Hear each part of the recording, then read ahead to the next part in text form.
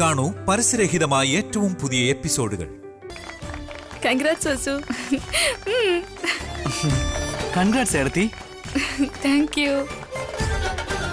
നാഗപ്പ, ആ അലമാരയിലുള്ള പെട്ടി ഇങ്ങ് കൊണ്ടുവരൂ. കൊണ്ടുവരുന്നു അമ്മേ.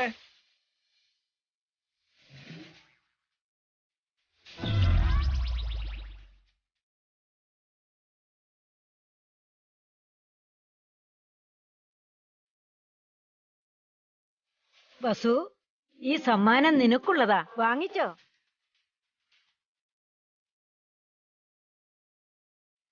വേണ്ട മുത്തശ്ശി.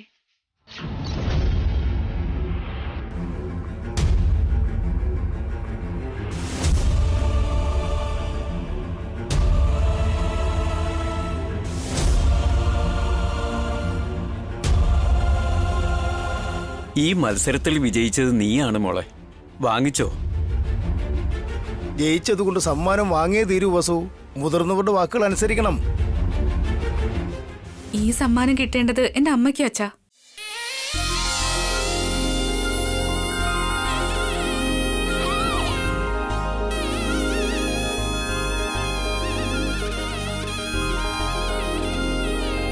ജയിച്ചത് നീയാണല്ലോ, പിന്നെന്തിനാ ഇത് അമ്മായിയുടെ കൈ കൊടുക്കുന്നേ? ഞാൻ എന്റെ അമ്മയുടെ മരുമകളാ, അമ്മ മുത്തശ്ശിയുടെ മരുമകളും. മുത്തശ്ശിക്ക് ഇഷ്ടപ്പെട്ടതെല്ലാം മുത്തശ്ശിയുടെ മരുമകൾക്ക് കൊടുക്കുന്നതാ നല്ലത്.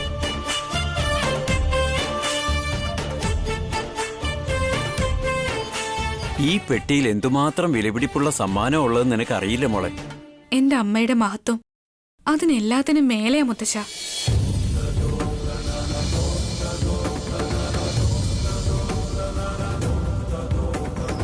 സത്യമാ മോളെ.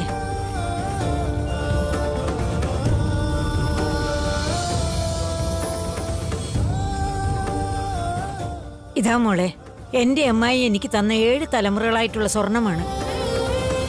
നിന്റെ മരുമകളുടെ ആഗ്രഹപ്രകാരം ഇത് നിനക്ക് തരുന്നു, എടുത്തോ.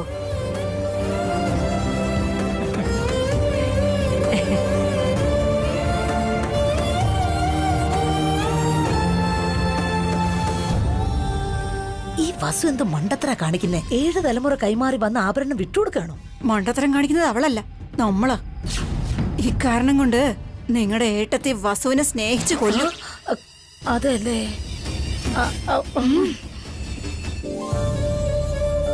മോനെ രാമോഹൻ, ഞങ്ങൾക്ക് മക്കളില്ലാത്തതിന്റെ കുറവ് നീയും മരുമക്കളും തീർത്തിരിക്കുക.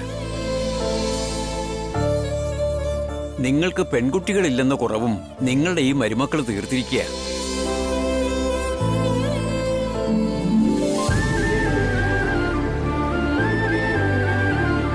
മരുമോള് ജയന്തി പത്തരമാറ്റ് തങ്കമാണെങ്കിൽ നിങ്ങളുടെ വസു വൈരമാണ്.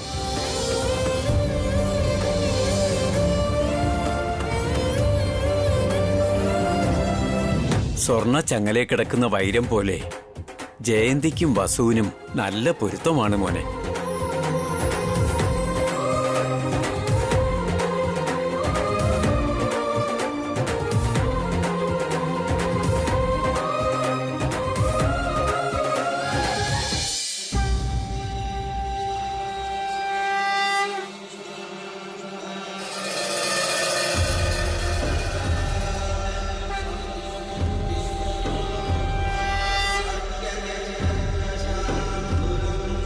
മോളെ ജയന്തി, വന്ന് വിളക്കെടുത്തോളൂ.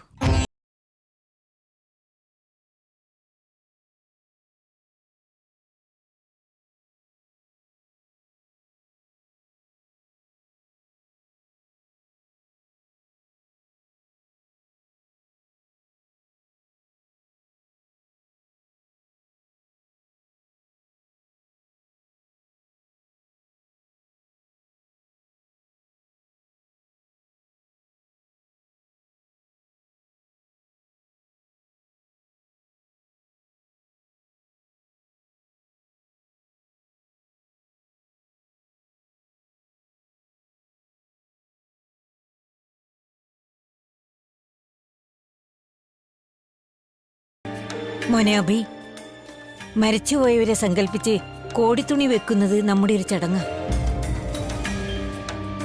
ഈ പട്ടുതുണി ഭഗവാന്റെ മുന്നിൽ വെച്ചിട്ട് നീയും മകനും നന്നായി പ്രാർത്ഥിച്ചോളൂ.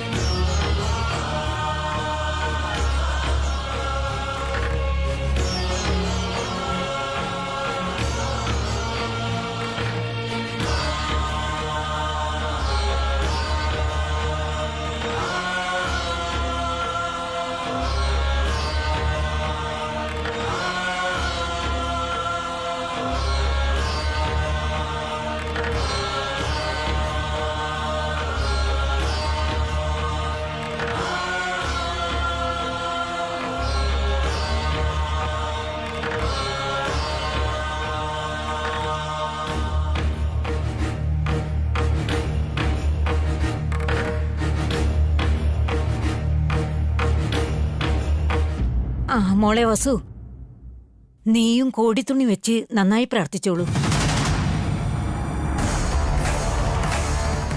എന്തിനാ മുത്തശ്ശി? മരിച്ചുപോയ തന്റെ മുൻഭാര്യയ്ക്ക് വേണ്ടി അബി കോടിത്തുണി വെച്ച് പ്രാർത്ഥിച്ചു കഴിഞ്ഞല്ലോ. നീയും നിന്റെ ആദ്യ ഭർത്താവിന് വേണ്ടി അതുപോലെ ചെയ്യുമോളെ.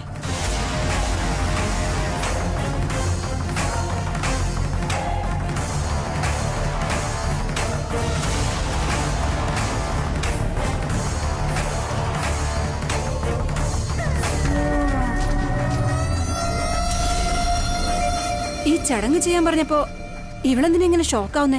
അതാ എനിക്ക് മനസ്സിലാവാത്ത സിസ്റ്റർ.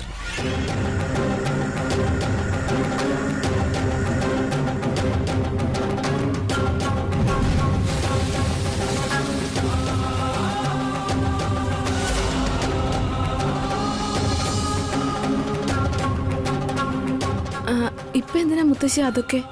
എന്താ മോളെ ഇങ്ങനെ? മരിച്ചുപോയവർ നമ്മുടെ പിതൃക്കൾക്ക് തുല്യമാണ്. സാധാരണ ഉത്സവത്തിന് അവർക്ക് കോടി കൊടുത്ത് നൈവേദ്യം വെച്ച് നമ്മൾ പ്രാർത്ഥിച്ച് അവരെ സന്തോഷിപ്പിക്കണം.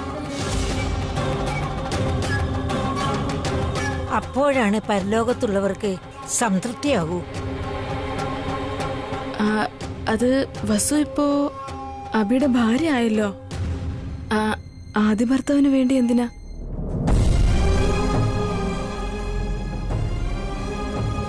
നീ എന്താ ഉദ്ദേശിക്കുന്നതെന്ന് ഞങ്ങൾക്കറിയാം മോളെ.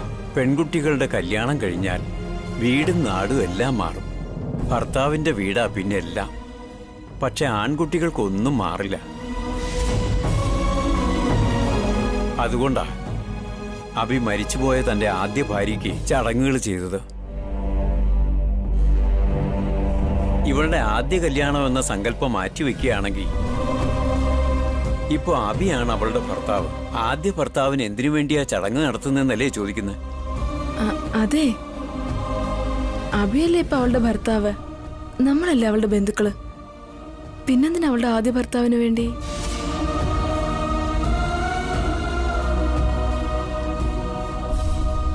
ഞങ്ങൾക്ക് അങ്ങനെയൊന്നും ഇല്ല മോളെ. പ്രാർത്ഥിക്കുന്നത് നല്ലതാ. അവരുടെ ആത്മാവിന് ശാന്തി ലഭിക്കും.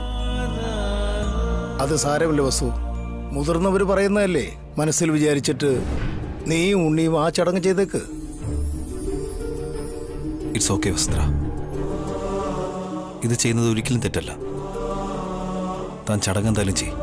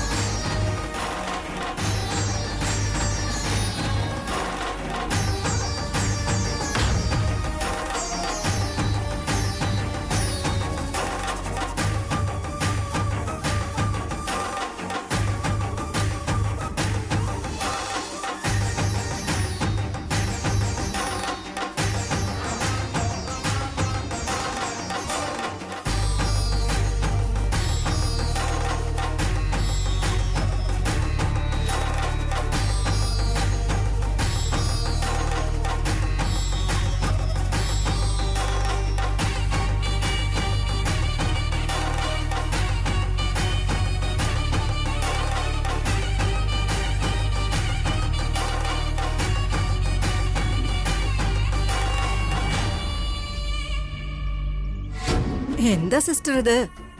ചടങ്ങ് ചെയ്യാൻ പറഞ്ഞതിന് ഇത്രയും ബുദ്ധിമുട്ടാണെങ്കിൽ സംതിങ് ഈസ് റോങ്. എന്തായിരിക്കും അത് സിസ്റ്റർ? മരിച്ചുപോയ ആൾക്ക് വേണ്ടി ഈ ചടങ്ങ് ചെയ്യാൻ ഇവിടെന്തിനാ ഇത്രയും ഭയപ്പെടുന്നത്?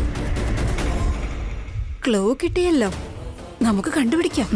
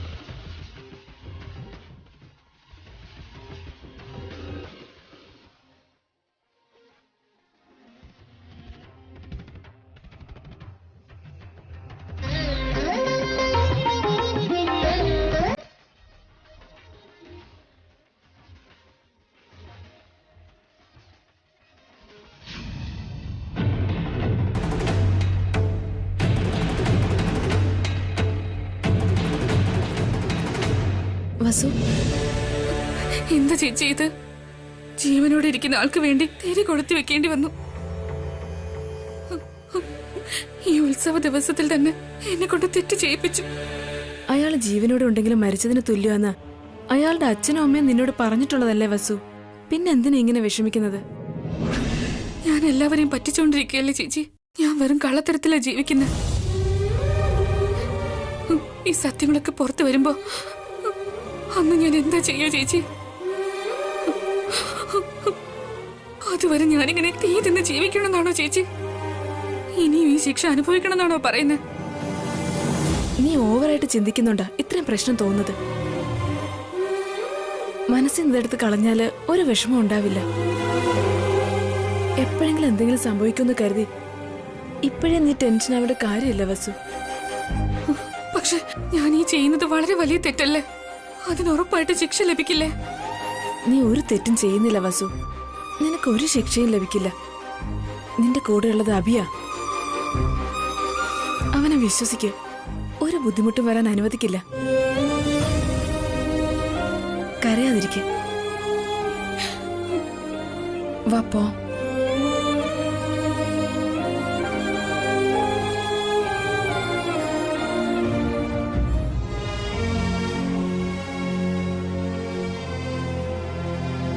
ഇത്തവണത്തെ ഉത്സവം വളരെ ഭംഗിയായി തന്നെ അവസാനിച്ചു. ഈ 3 ദിവസം പോയതെങ്ങനെയെന്ന് അറിഞ്ഞതേയില്ല. അതെ മോനെ, പക്ഷേ നിങ്ങളോടൊപ്പം ഞങ്ങളുടെ ആ സന്തോഷവും പോവുകയാ. നിങ്ങൾക്ക് ഞങ്ങളുടെ കൂടെ നാട്ടിലേക്ക് വന്നൂടെ? ഇതുവരെ നിങ്ങൾ വന്നിട്ടില്ല.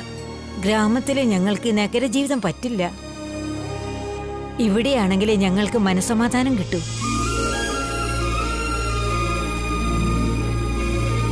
നിങ്ങളാ നാട്ടിലേക്ക് വരാതിരുന്നാ എനിക്ക് കുറച്ച് സമാധാനം കിട്ടും. നിങ്ങൾ വന്നാ നിങ്ങൾക്ക് വേണ്ടി ജോലി ചെയ്ത് ഞാൻ മരിക്കും.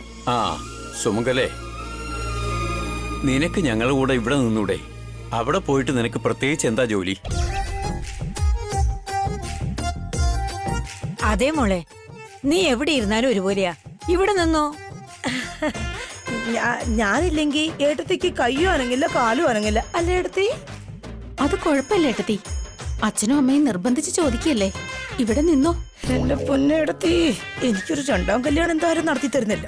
ഇവിടെ ഈ കിളവന്റെ കിളവിടെയും കൂടെ കിടന്ന് എന്നെ ഒരു കിളവിയാക്കാനാണോ? ഏട്ടാ, ഇളയമ്മയുടെ ലഗേജ് എവിടെയാ? ഇവിടെ തന്നെ ഉണ്ട്. അകത്തേക്ക് എടുത്ത് വയ്ക്കട്ടെ?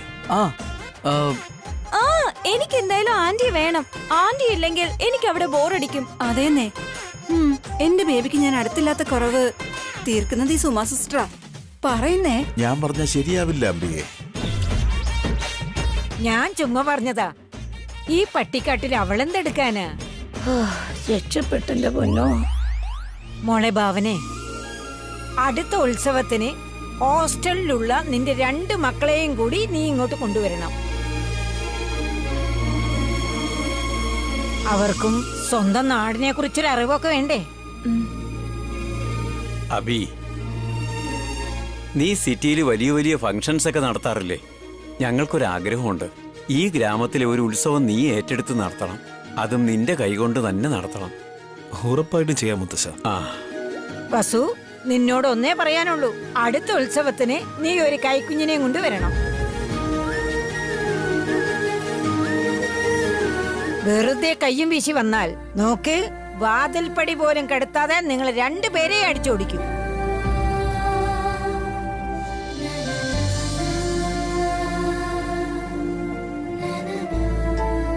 എടാ രാമ, സീതമ്മ, മുതലാളി ഇതെല്ലാം എടുത്തുകൊണ്ടുപോയി കാറിൽ വെക്കേ. ശരി മുതലാളി.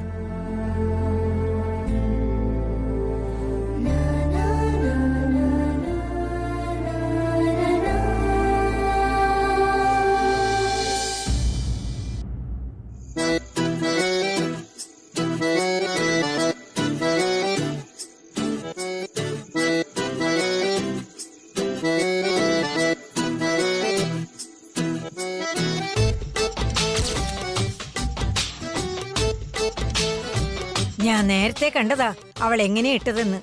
ഇനിയും കോലമിട്ടത് കൊണ്ട് വലിയ കാര്യമൊന്നും ഇല്ലെന്ന് തോന്നുന്നു. ഇനി പിന്മാറുന്നതാ നല്ലത്. വസു ഇട്ട കോലം നല്ല ഭംഗിയുണ്ട്. ജയം ഇവൾക്ക് തന്നെ. ഈ സമ്മാനം നിനക്കാ മോളെ, വാങ്ങിച്ചോ.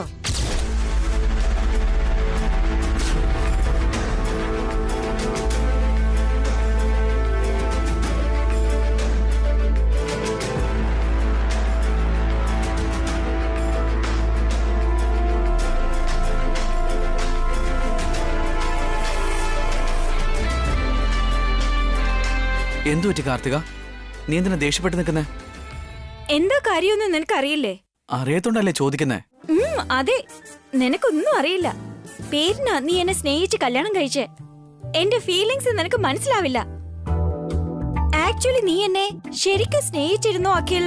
അതോ നീ എന്ന് വെച്ചാ എന്താടി അർത്ഥം? എന്റെ ദേഷ്യം, എന്റെ വേദന, സന്തോഷം, എന്റെ ഇഷ്ടം, എന്റെ മനസ്സ്, ഇതൊന്നും നീ തീരെ മനസ്സിലാക്കുന്നില്ല അഖിൽ. എന്റെ മൂഡ് എങ്ങനെയാണെന്ന് പോലും നിനക്കറിയില്ല.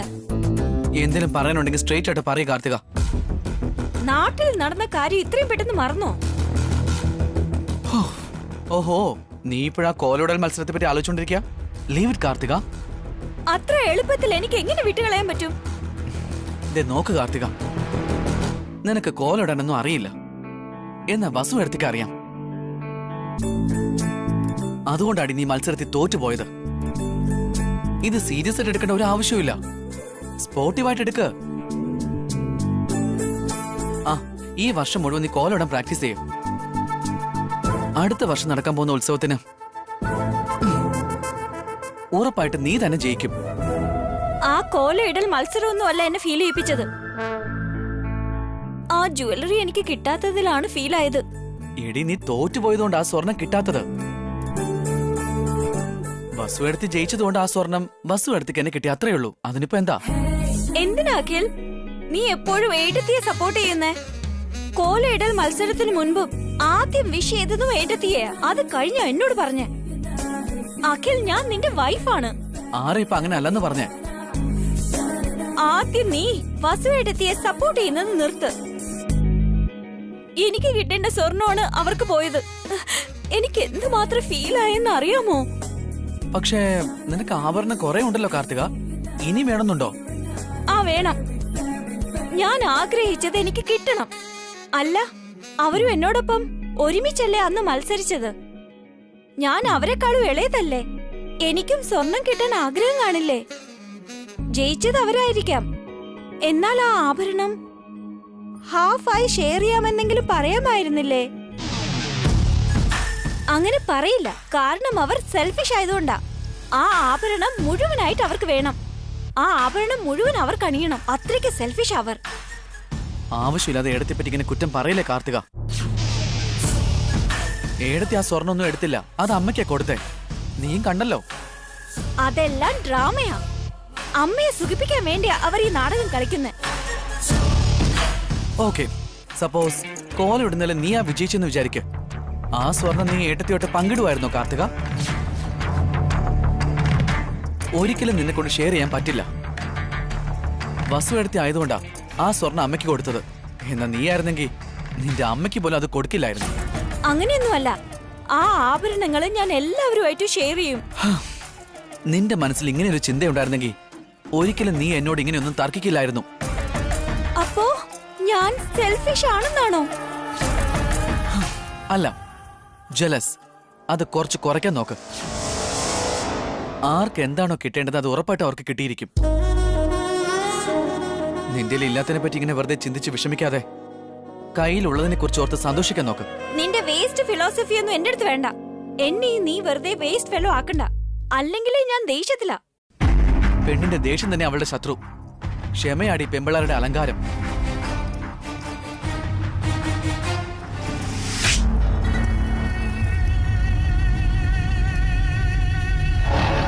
വസുവേട്ടത്തി, എനിക്ക് കിട്ടാത്ത ആഭരണം നിങ്ങൾ എങ്ങനെ ധരിച്ചു നടക്കുമെന്ന് എനിക്കൊന്ന് കാണണം.